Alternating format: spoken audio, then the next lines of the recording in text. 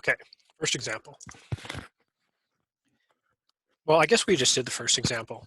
Let's do the first example where we know that we're going for a hypothesis test. So what we're going to do is we're going to redo the 2018 exit poll example of the Pennsylvania Senate election. So remember that Bob Casey, in the poll that we were referencing from CNN, I think it was, Casey had 909 votes, I guess, out of 1619 total. So there was 1619 people who gave answers in that poll. 909 of them said they voted for Casey. The others voted for Lou Barletta or someone else, or just didn't answer the question. And we had found a confidence interval that basically said that we were pretty confident that Casey won the election based on that poll. So let's set up a confidence or a hypothesis test for this. So why would we do a hypothesis test here? Well, the confidence interval doesn't just tell us that Casey won, it's an estimate for what percentage of the vote he got. Now, sometimes you want to know that. You want to know what percentage of the vote did the person, or what you want an estimate for the number you don't know. But here, we really just want to know if Casey won. It's not that important for us to guess accurately what his exact percent was that he got of the vote. We would, all we really care about is, did he win or not? If we could have strong evidence that he won, then that's good enough. So we here are trying to find evidence that the proportion for Casey, the proportion that voted for Casey in the real election, the true proportion P, is bigger than a half. Okay. So if Casey got more than half the votes, then he definitely won the election. Even if he got less than half, he'd still win as long as he got more than the second place person. But if he got more than half, then he definitely won. So we are going to set this up as a hypothesis test. Now, a little aside here. Okay, so a little aside. The standard alternative hypothesis is that the real proportion is not the same as the hypothesized proportion. So there's some proportion given in the null hypothesis. There's some proportion given in the null hypothesis. We'll call that P0. And just a regular P, that is the true proportion. So the standard hypothesis is that the true proportion is not what we had from the null hypothesis proportion. It could be bigger or it could be smaller. But we could have an alternative hypothesis where we're only looking for times when the true proportion is bigger than the null hypothesis proportion. That would be a case where we don't really care at all about the smaller numbers. We only care if it's bigger. And the hypothesized proportion, like the null hypothesis proportion,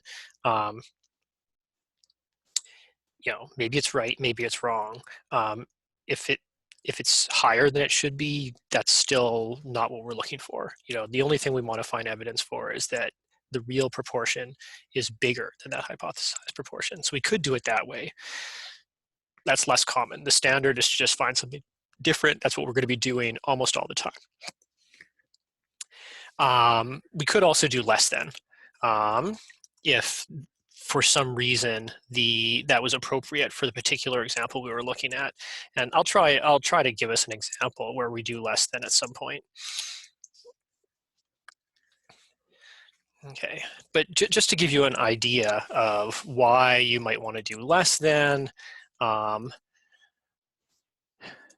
let's say that you were testing a drug and you wanted to know if the drug was effective, and you know that a certain proportion of people get better, like with the standard treatment or just on their own. If the drug's effective, then the number of sick people should be lower.